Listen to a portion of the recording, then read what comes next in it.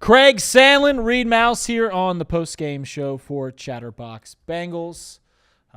This was a dominating win, but Craig, I let you take over the reins because it was, I don't know how you felt. We were together last week. We had a lot of fun. Last week didn't feel fun in terms of watching the game. It was fun hanging out with you, but I was just like, whatever, who cares? I had a little more enjoyment watching this one, and maybe it was the way that the Bengals played, getting the ball to Cody Ford, getting Jamar Chase a couple of scores. Maybe the financial stakes there were a little more fun for me. Shout out to you on that one.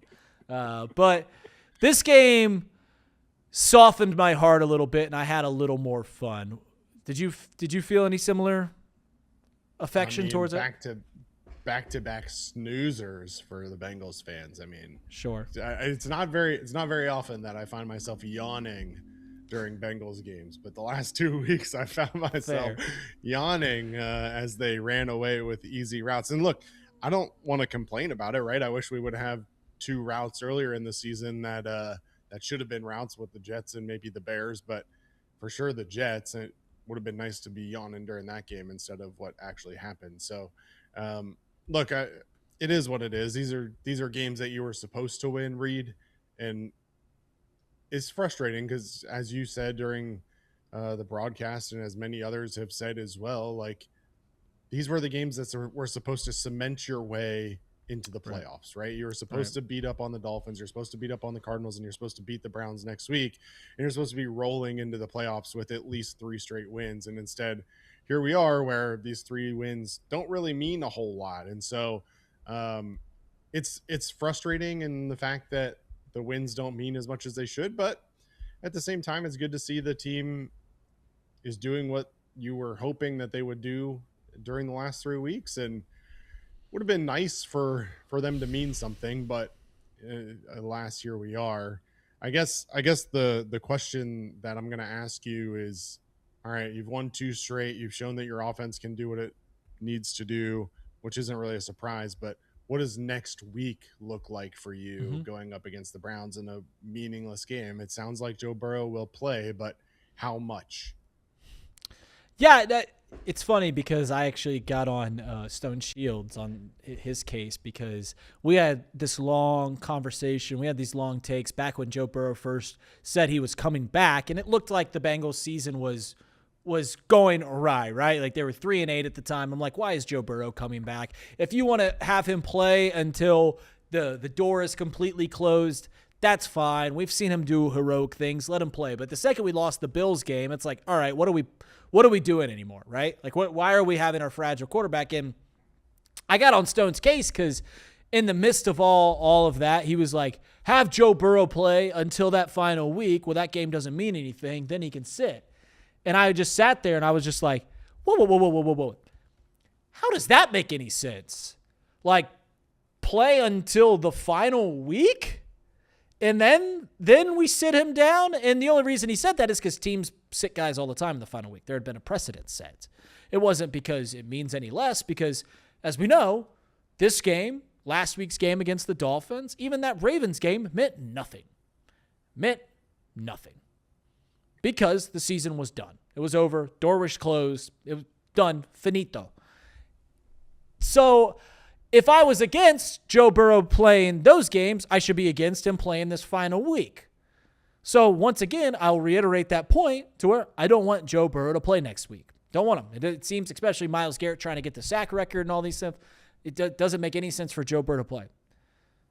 But if he's going to play, I'll root for him. I'll root for him to be healthy and everything like that. But it doesn't make any sense to have anybody play next week. The same way that it didn't make any sense to have anyone play the last 3 weeks. So my mental state stays the same going into these games. I hope they win, I guess. If they're going to try and win, I hope they win. I hope everyone stays healthy, but I don't want them to, and I don't want anybody to play because I don't want anyone to get hurt, if that makes sense, Craig. I don't know about you.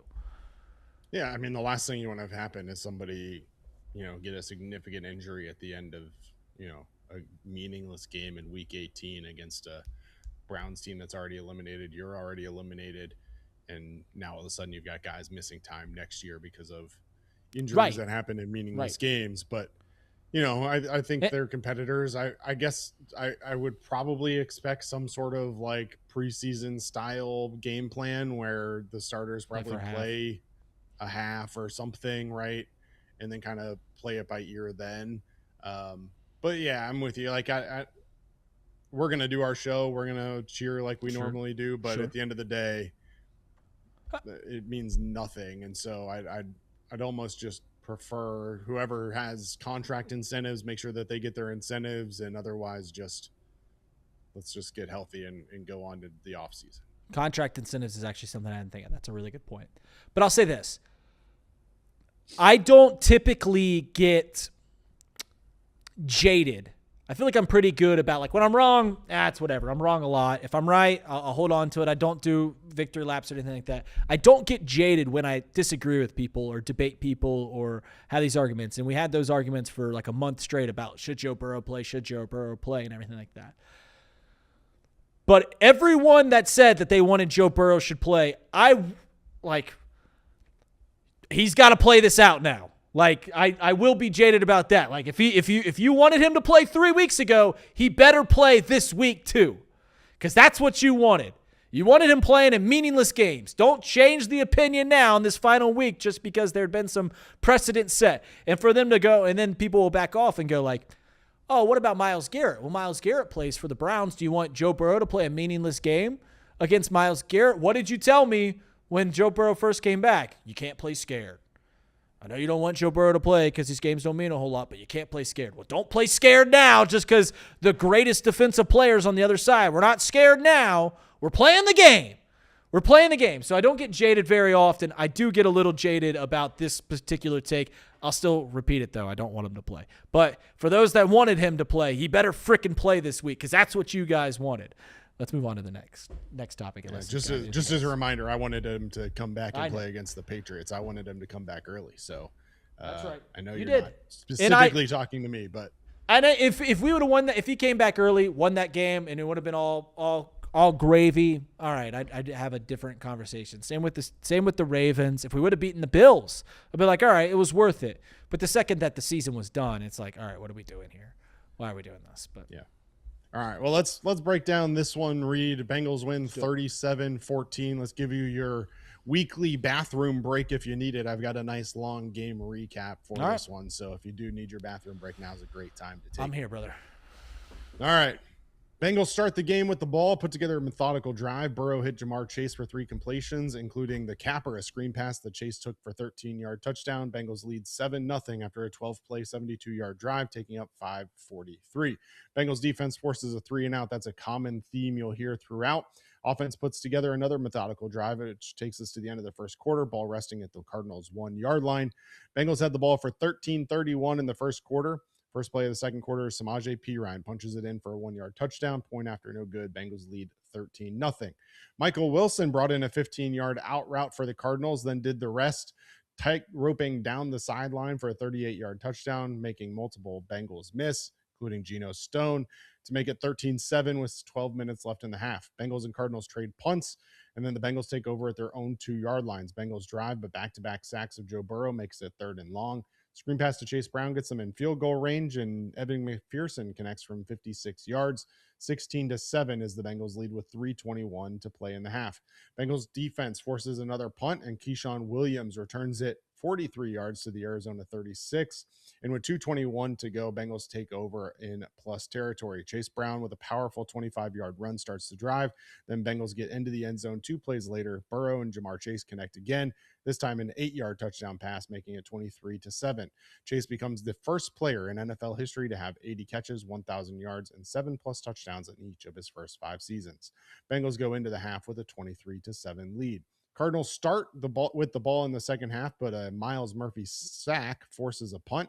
Burrow then connected deep with T. Higgins for a 39-yard gain to get them into Cardinals territory. Chase Brown would cap off the drive with a 6-yard touchdown dive. Bengals extend their lead to 30-7. Defense yet again forces a Cardinals punt.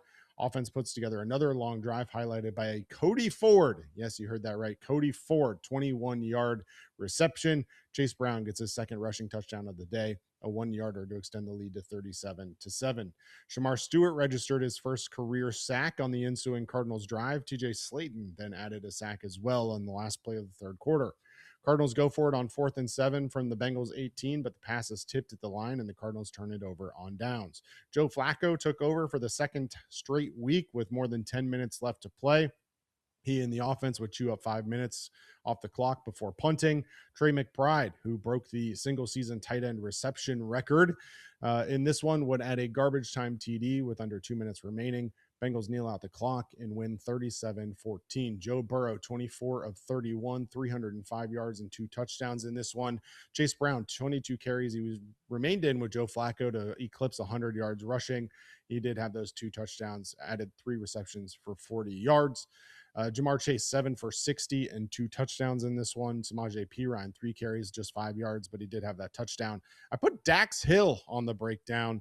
3 passes defended. I thought Dax Hill had a really nice showing today against these Cardinals receivers and tight end. He was matched up with Trey McBride a lot early on and then matched up with Michael Wilson as well in the second half. So shout out to Dax Hill. He had a nice day today as well. And that is how we get there. 37-14. Reed, Bengals make it look easy on offense. They put up 37 in this one, back-to-back weeks, putting up 37 plus. Obviously put up 45 last week against the Dolphins. This is the offense that I think you hope to see coming into the year. I know Burrow has a history of starting slow and then the injury kind of threw some things off, but in general, the offense did what the offense was expected to do this year. 2 things. Yes, they did. When Joe Burrow, Jamar Chase, T. Higgins are out there, and I'll throw in this extra caveat, and this is going to ruffle some feathers, when Zach Taylor's calling the plays, because that's what we've seen throughout this entire run. I'm not saying that you can't change it. I'm just stating a fact. He calls the plays. When all those things come together, this offense looks really, really good. Really good. And it's a reminder of why when people are going to talk about these AFC playoffs, they're going to be like, oh, no Patrick Mahomes. Maybe Lamar Jackson gets in. No Patrick Mahomes, no Lamar Jackson, no Joe Burrow. The reason his name's brought up is because we have something elite here. We have an elite offense. Now, the rest of the team, yikes. But this offense is very elite. And secondly, I'm also not going to get overly worked up because it really, I think you put this in the chat earlier. I imagine watching the Cardinals defense play today is what other teams think of when they play our defense because they are missing tackles. There really wasn't a whole lot of pressure except for when Amarius Mims was out for a little bit of time. And I know he got hit, 3 times? Joe got sacked 3 times, but that's a really bad defense. In fact, anytime that we gave it to a playmaker out in space, like they extended the play frequently, which is why we dominated this way we did. So while, yes, this offense is elite with Joe Burrow, Jamar Chase, T. Higgins, Chase Brown, and this offensive line, which I think is better than I think we are giving it credit for, they also are doing it against a very, very poor defense. So you can take both things, but it still holds true that the reason we will be excited going into next year isn't just some hope that of like, oh, this team might be really good this year. It's also the fact that, yeah, this offense is elite and like literally, quite literally Super Bowl worthy if you can get the other side corrected. So, yeah, I'm excited. Yeah, which is obviously the frustrating part of the whole thing, right? I mean, if your defense is just mediocre, you're talking about a much different story this year. And you talk about those Jets and Bears game where you gave up however many points total between the two, over 70 combined. Certainly frustrating. But look, the offense is what the offense is, but now it's time to focus on the defense and put together some talent on the defensive side of the ball that can supplement that offense and carry this team back to the Super Bowl like they, quite frankly, like they deserve to be. And you mentioned how bad the Cardinals defense was. Just shout out to Darren Hall, the cornerback for Arizona, who looked like the most disinterested player that I've ever seen, making a lot of business decisions out there in week 17. for sure. And as much as we rag on Geno Stone, and deservedly so, I also need to rag on Darren Hall, because that was an embarrassing display of effort out of the cornerback for the Cardinals today. Why is he wearing a Guardian cap if he's not even going to have any interest in trying to tackle a guy? Like, you're making yourself look goofy for no reason. He had no interest in tackling anybody today. Golly. God bless you, Darren Hall. None at all. And look, Bengals end this one 29 first downs on 429 total plays. Wow.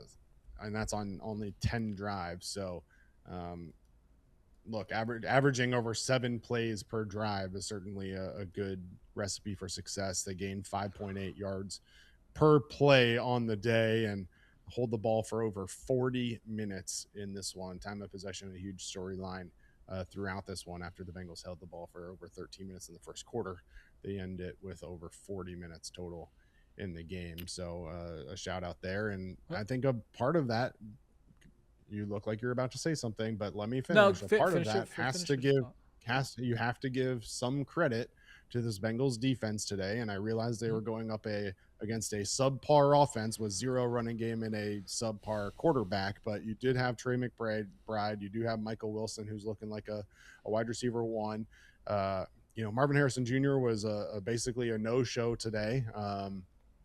Did he even register a reception? I think he had one. No, he did not. He did not. Target, 0 receptions. That's right, 1 target. So that's bust. You got to tip your cap there. I mean, Trey McBride is going to get his, and outside of the one play against Michael Wilson, I think this first-string defense did what they needed to do, and dare I say, they've looked better over the last 4 weeks. Ish. Yeah. 4 weeks generous. But they've looked better of late. Other than the second half of the Bills, they've played pretty well dating back. But even the second half of the Bills, Joe Burrow turned that ball over twice. Yeah. I mean, that's a game that realistically the Bengals defense gives up 25. Correct. You had the pick 6, and then you had the interception that gave the Bills the ball deep in their own territory. No, that's actually a really good point. So I guess we could say dating back to the Patriots game, really. Yeah, the Patriots game, and I thought they played well against the Patriots in that game. Like we weren't good enough to beat the Patriots at that time, but dating back to there, this defense has played well. That scares me a little bit, if I'm being honest, because I think we both know that we can't run back a lot of these players. I was talking with David Shaw, who's a freaking guy in our chat, about, is Geno Stone coming back? Geno Stone ain't coming back. That one's done. But there's players on this defensive side that I'm scared that we are going to talk ourselves into being a part of this roster next team, i.e. both linebackers, and we can't have that. As well as they're playing, they're growing, and we knew there was going to be some growing pains with them too. But yes, it's encouraging that they're playing better. I just hope we don't talk ourselves into keeping a lot of the same people around, mainly because we don't have to. We have draft picks we can use on places. We have a lot of money to spend. We don't have to. Like, if we were forced into this offseason going, the budget's tight, we really got to get a tackle in the first round, or we really got to get a wide receiver 1 in the first round, or something along those lines, to where, like, we didn't have a lot of assets to throw at the defense, I'd be like, okay, this is encouraging. We can talk ourselves into this can play out next year. But we don't have to do that, Craig.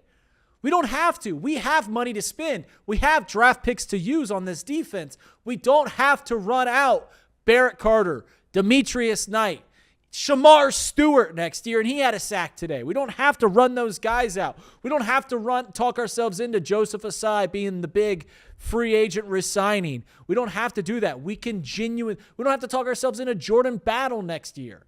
We have the money to do it. So while I am encouraged by some growth on this defense, I think the thing I'm most encouraged is that Al Golden's tinkering with it better and better. We're playing some bad offenses, but he's tinkering it better. I can't get over. We can't talk ourselves into running it back with this defense, and I just pray that that's not the solution. Yeah, I mean, the Bengals are looking at nearly $70 million in available cap space this offseason to go with those draft picks. There's zero reason to run it back, and there's a lot of opportunities to improve across the board as you look into next year, and some players that are expected to be free agents that, you mentioned the safety room definitely is one that you could upgrade. There's going to be players available there. You look at the linebacking room, and there's certainly going to be players available there. And both of those combined should cost you less than $25 million a year.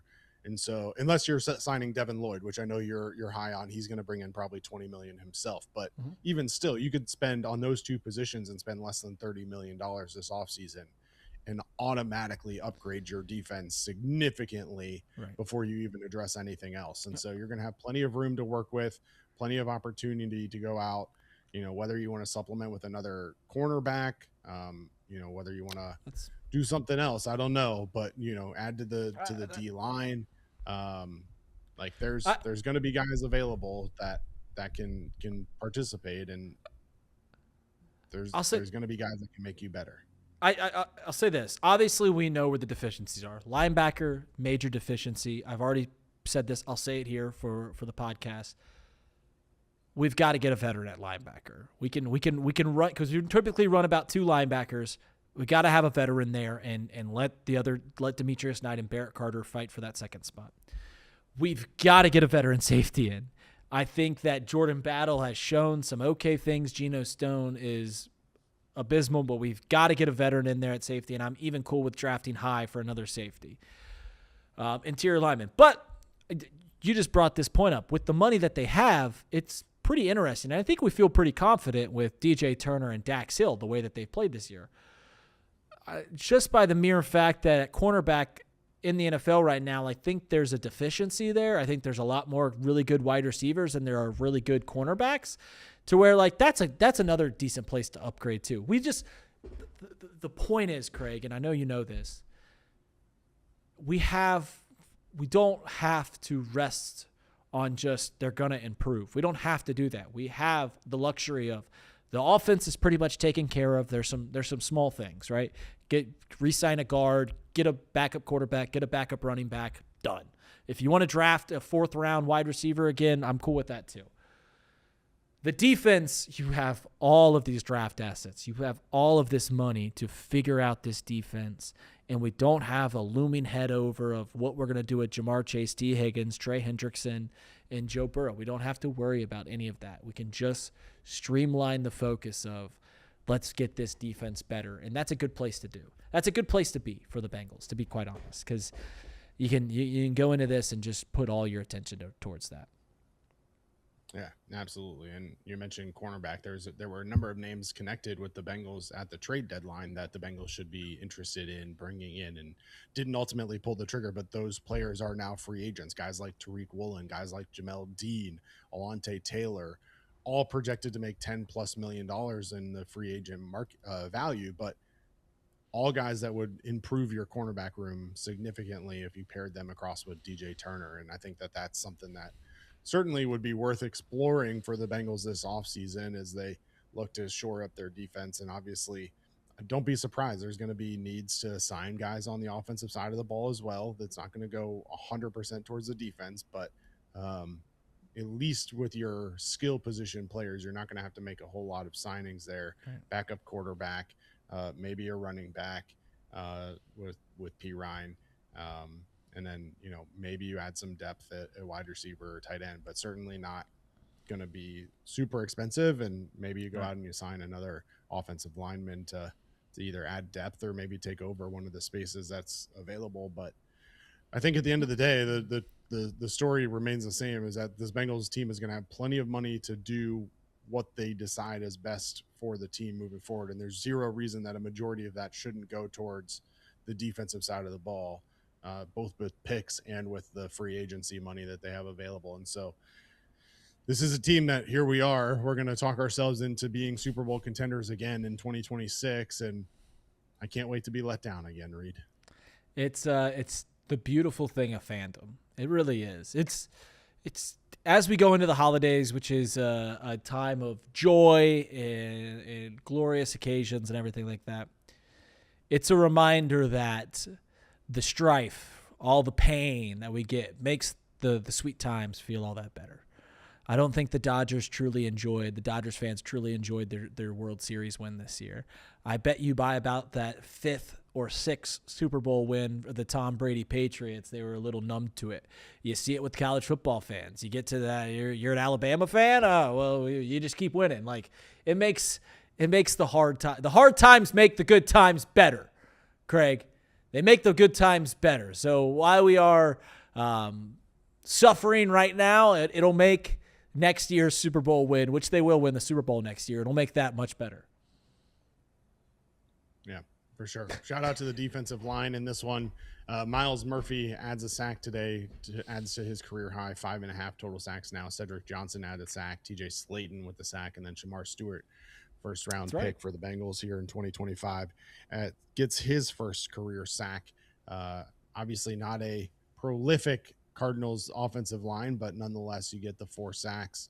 And then, as I mentioned before, Daxo with 3 pass breakups. Defenses total had 6 of them, and certainly did their job against this Arizona Cardinals offense. Any final thoughts on this one before we look ahead to Cleveland, Reed? Final thoughts that I have, and I don't know if I fleshed this out earlier, is if we're going to play meaningless games, which is where we're at, let's make them fun. You know what I'm saying? Like, if it doesn't matter if you win or lose, take health to be your top priority. Don't do anything risky. But, like, let's have fun. Let's let Cody Ford get a reception on his birthday. Let's almost show that we're going to let Cody Ford score from the half-inch line. You know what I'm saying? Let's get him in on I formations. Let's do fun things like that. Next week, like, let the linebackers and the cornerbacks that have been pulling your shirt all year, that have been like, hey, let me blitz. Come on, I can get back there. Let me blitz one time. Let them blitz. Who cares, right? Like, who cares? Like, let's just goof around for 60 minutes next week, which will certainly be a very boring game, but let's just have fun with it.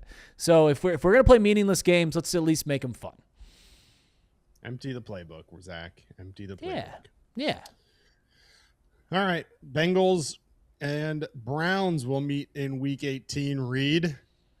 Myles Murphy going up against Myles Garrett. Myles Garrett was held sackless today. He is half a sack short of the all-time NFL record for a single-season sacks. He has 26 on the year. That game time is officially to be determined, but I think we can go ahead and pencil it in as a 1 o'clock start on Sunday. All games for next week are TBD until the NFL knows all the matchups and everything for Week 18. So go ahead and pencil that one in at 1 o'clock. We'll be live starting at 12:30, assuming that holds true for the final game of the 2025 season. Shedeur Sanders. I'm not going to go out on a limb and say that he's looking like a starting quarterback in the NFL, but he's certainly not looking like a 5th-round draft pick either. Listen, grading, he's playing better than where he was drafted. There's no doubt about it, which we all knew that he was better than where he got drafted. The reason you didn't draft him is because the way he presented himself. And read every story that he ever had about meeting with teams, like telling the Ravens that he doesn't want to play for them. He's not a backup. And it's like, what are you talking about? Yeah, you're a backup. And all the stories about the way he presented himself, that's why teams are like, I don't want to deal with this. There's a long idiom about quarterbacks is you don't want a celebrity backup, because the second things get kind of bad, people are just like, put in Shedeur. The same way like Tim Tebow. When Tim Tebow came in the league, he was a backup quarterback. No one wanted Tim Tebow as a backup quarterback, because the second things will get bad, everyone's like, play Tim Tebow. No one wants that. You don't want that. Colin Kaepernick, you just don't want a lot of noise from your backup quarterback. So he's better than that. But the grading that is going around about Shedeur Sanders is very similar to the way that we are revisiting the 2023 draft class for the Cincinnati Bengals. Yeah, he's playing for the Browns. they've had one decent quarterback picked in the last 30 years.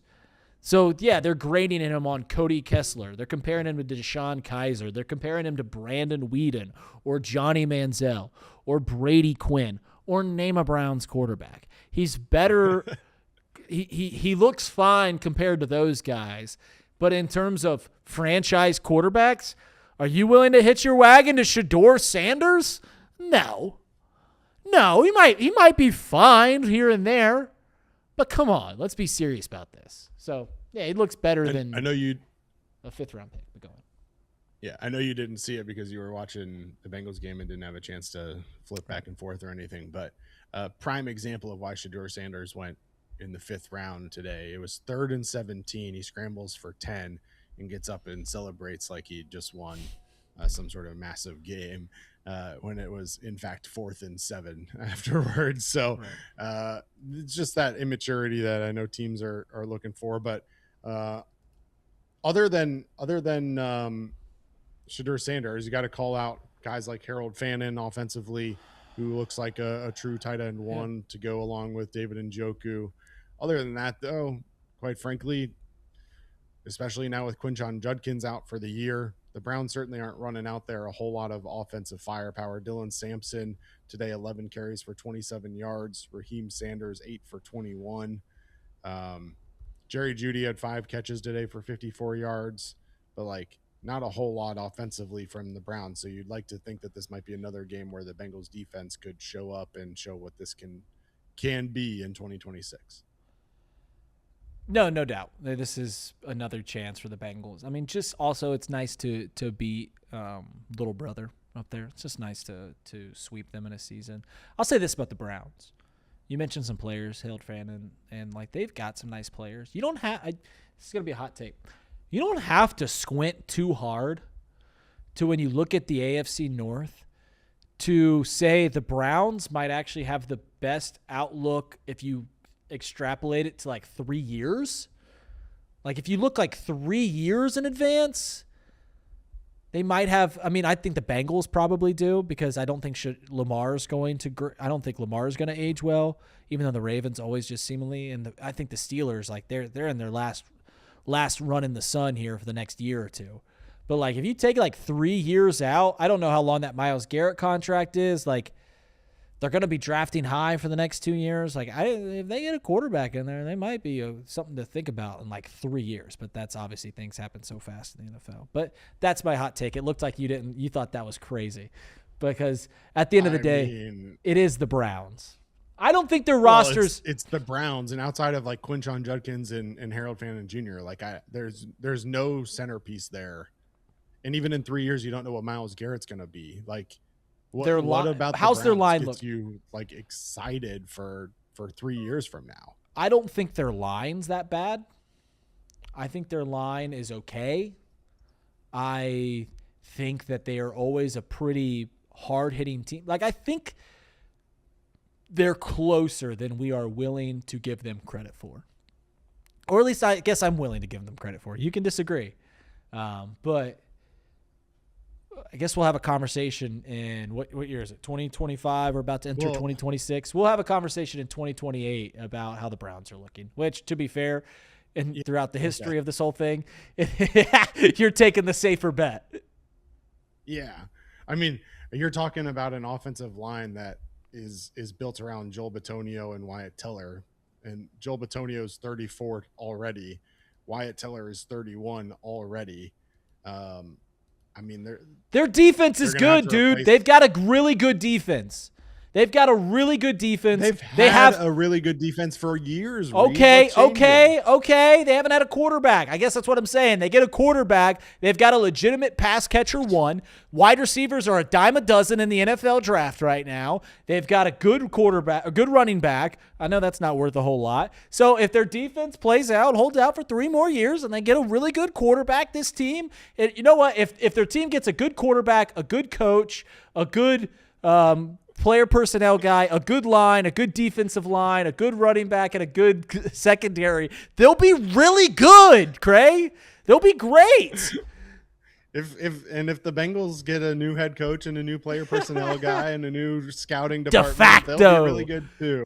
De facto general manager man. Duke Tobin win All a whole right. show. Somebody Win 5 mark hours. this for put a reminder on your calendar for 3 years from today, and we can revisit this conversation about how good the Browns are then. But until then, the Browns did pull out the victory today over the Steelers, 13-6. Reed, to your point, the defense is pretty good, but again, Yeah. Myles Garrett is 29 years old. They do have some good young pieces. Schlesinger, Devin Bush is a free agent though after this year. So they've got some good pieces. I'll give you that, but I don't know what that looks like. But they're playing hard right now. They beat the Steelers 13-6, setting up a winner-take-all matchup between the Steelers and the Ravens next week. Winner is the AFC North champion. Loser is out of the playoffs. I would imagine, without knowing the complete schedule right now, that will be your Sunday night game next week. But That'll be Monday night. we will see. Right? I don't think there is a Monday night game. Oh, they don't do a Monday night game for that final? I know they I do a don't think wild so. card Monday night game. I know they always have that final game be winner take all, but the NFC South game's also winner take all. But that's a Steelers Ravens is a more marquee game, so that would take Sunday Night Football. Yeah, let's take a look. I don't think there's a Monday night game. There's no Thursday game. There's no. It's all okay. There are Saturday and Sunday games. What's the fourth? The fourth is Sunday, right? Okay. So one of those. I think it's all Sunday the 4th and January the 3rd. So I think there's 2 games on Saturday that are standalone windows. NFC South game's going to be Saturday, and then the AFC North game will be Sunday night. What's the first game on Lions, Saturday? Bears, maybe. Oh, Chargers, Broncos probably gets a standalone window on Saturday. Is there anything for division? Is there anything for Division 1 other than like to win the division, but the other team still makes the playoffs? Well, No. the Niners and the Seahawks are already locked into the playoffs, and the Chargers and Broncos are both locked into the playoffs. Okay, So the two are the- like best games are don't have any like effect on the playoffs. So those two Are the Rams is the And then- NFC West done? Yeah, the Seahawks have that wrapped up. The 49ers have Okay. a wild card position wrapped up. Okay. So the Sunday set, I don't know what they'll put at that 4:00 game. I mean, maybe they'll just put the Cowboys versus Giants and just let the Cowboys take that 4:00 window. Maybe that's what they do. Yeah. So, I mean, I think technically the Buccaneers and Panthers is in as well. So you've got the NFC South and the AFC North. So those are your two like matchups that matter. Nothing else matters. NFC South will play Saturday night. AFC North will play Sunday night. I don't know what the heck's going to be that 4:00 game on Saturday. That's what I'm trying to figure out. It's just going to be one of those other really good games. You've got But is it going to be a good game because no one's going to play? 49ers. Well, Like, I think I mean, like maybe a better seating spot for them to like where they don't have to play a division rival. I guess they'd be playing for that. The wild card team, like the 49ers might be playing to not play an NFC West team, which you wouldn't want. Okay. Yeah. Not exactly sure. I guess that's a good point. You've got 2 games that actually matter next week. Everything else is just Don't be surprised if they just punt and just let the Cowboys take that 4:00 window and just like, yep, here you go, Cowboys. This will get good ratings anyways, so we'll just do Cowboys. Yeah, that would be pretty. I mean, that would be pretty wild to put that game on the Cowboys Giants on a standalone game. If none of the games matter, just put the biggest team in there. I think they probably want a good game. They'll probably keep Cowboys Giants on Sunday in the 1:00 slot, but I guess we'll see. We'll the Seahawks aren't going to play anyone. Seahawks aren't going to play anyone. They're not going to play Sam Darnold. They're not going to play anyone. So, are they locked into the 1 seed? They are. So they're not going to play anybody. this is fun to do. Yeah. It's probably not the best podcast, but this is fun to do. Yeah. I mean, Chargers are still playing for seeding, I guess, technically. So you could look at Chargers Broncos,